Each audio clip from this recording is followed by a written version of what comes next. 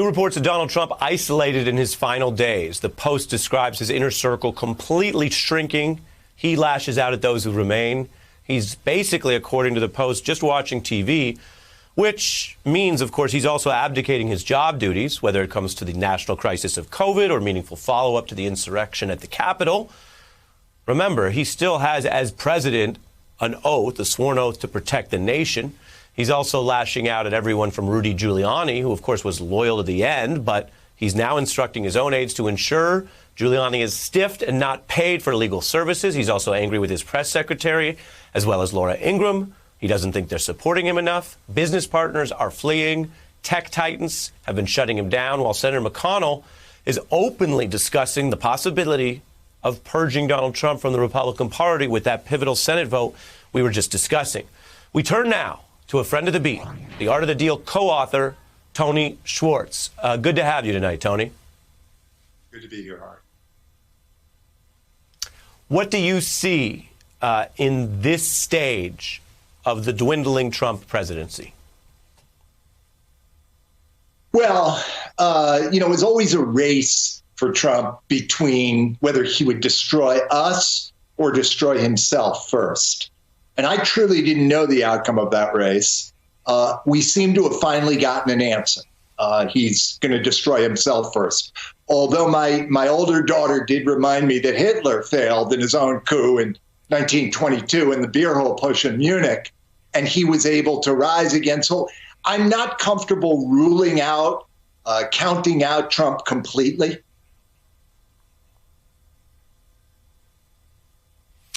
Yeah, I think when you look at the fact that the biggest question facing the Senate is whether this individual should be, as a constitutional matter, barred or not, there's the question of their return. I can distinguish, all kinds of historical figures, but the open constitutional question, as you say, is not resolved if he is alive, and depends what the Senate does. Briefly, can you tell us, from your knowledge of him, how he operates at a moment like this when he is clearly at his lowest isolated place? I'll mention one news item that just crossed the wires. He and Steve Bannon had one of the most volcanic falling outs ever. But Bloomberg has tonight, even though Bannon is indicted and awaiting trial, quote, Trump reconciles with ex-strategist Steve Bannon in order to work on what he's been doing, these authoritarian election challenges. Well, first of all, they deserve each other, and it shows you what Trump's down to. I mean, it's a handful of people who he'll even talk to anymore. And the minute Steve Bannon doesn't say the thing he wants him to, he'll be out too.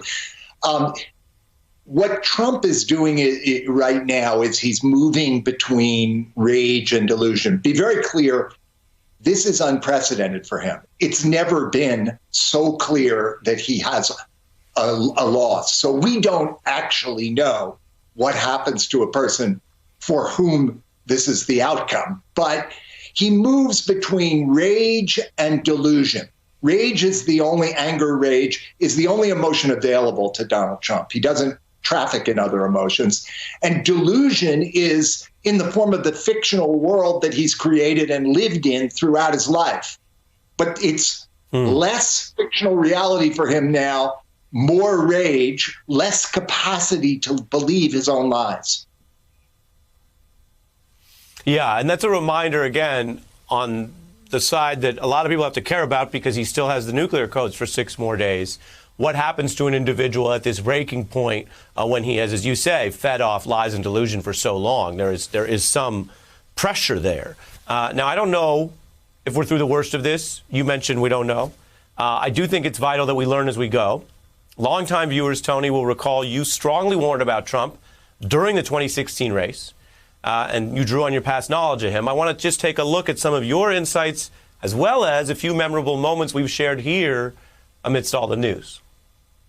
Thank you. He'll go to anger, and he will drum up that anger that's sitting inside his supporters in any way he can to provide evidence that he was wronged, the election was rigged, and he didn't really lose. He lies about everything. What about Ram Dass? 3 words, be here now.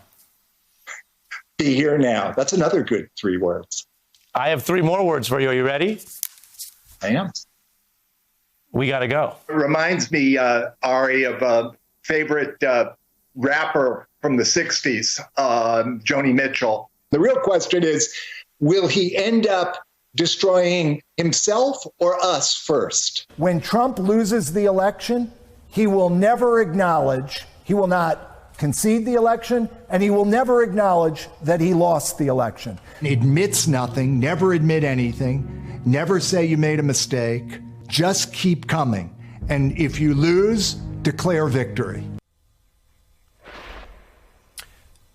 Tony, there's a lot at stake. What must people know? Go ahead.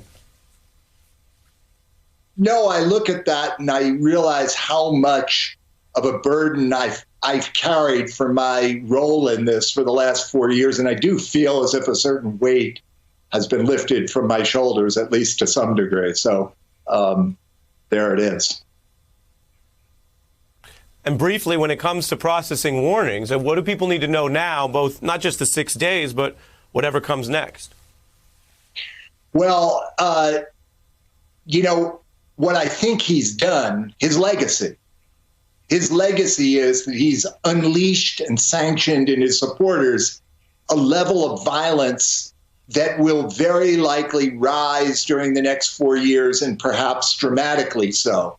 So if his goal was to, upend democracy, he came very close, but he failed. But who knows, because he has unleashed the worst forces available in the United States. Hey, I'm Ari Melber from MSNBC. You can see more of our videos right here, or better yet, subscribe to our YouTube channel below. You could have been anywhere in the world, but you're here with us, and we appreciate that.